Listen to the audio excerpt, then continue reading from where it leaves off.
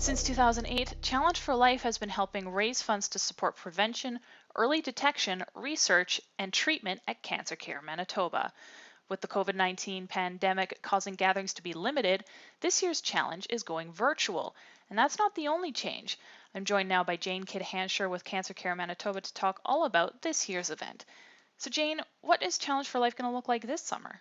Yeah, so this year, Challenge for Life is gone virtual, as have many other events due to the pandemic. So it's gone from a one-day event in June on a Saturday to a 20-day event in August from the 1st to the 20th of that month. And participants will sign up and register as they have done in the past, and they commit to fundraising for CancerCare Manitoba Foundation. And they also commit to reducing their own personal risk of getting cancer by being physically active, and they get to choose what their challenge is. And that could be a 20-kilometer walk still, and they could do it over a period of those 20 days, or they could do it all in one day if they really wanted to do that, or they could cycle for 20 kilometers. Essentially, they just have to do something that's the equivalent of 20 kilometers of distance or 200 minutes of exercise. And we've got people who are taking that and pushing it way beyond anything that we probably ever could have imagined. Why was it important to be able to maintain fundraisers like this year? This fundraiser and others that happen for CancerCare Manitoba Foundation are essential to cancer care in our province. So what I mean by that is the funds that are raised through Challenge for Life, which, to put in perspective, every year has netted over $1 million for many years in a row. And the foundation grants in the sort of $7 million to $8 million range to cancer care. So that represents a large chunk of the funds that we provide to cancer care.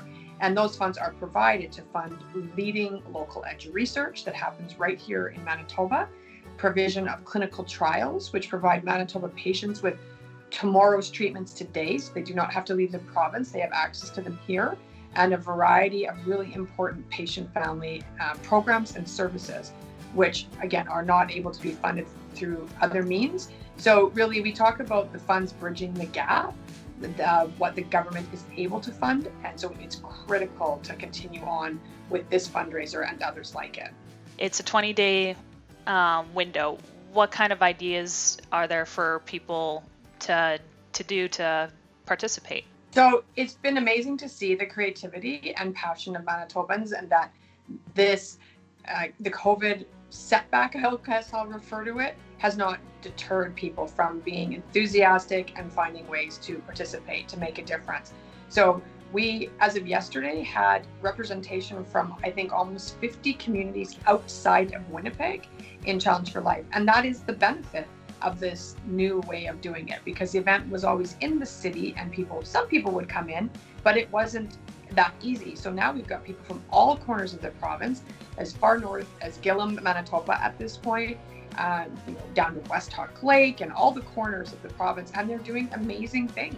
They're doing them on their own sometimes, they're doing them with large groups, they're doing them in support of people they love who have cancer, who might have been on the journey for some time. We've heard inspiring stories of people who are doing it because there's been a very new diagnosis. So every day our phone rings, we get emails, and we talk to the people who are taking those calls and working on Challenge for Life, and it's so inspiring to hear why people are taking the challenge and how excited they are that they get to do it in their home community. So that is a huge bonus of Challenge 2020 being virtual. Nice. So if anybody wanted to get involved in this point, how do they go about doing that? Very easy. They can register at any point at challengeforlife.ca. We have a dedicated and comprehensive website for this event. They go through the registration process. So once they've registered, they ask their friends, they ask their family to support them, and then the magic happens from there in terms of the funds coming in. It's really quite easy, and we hope people are really inspired to join.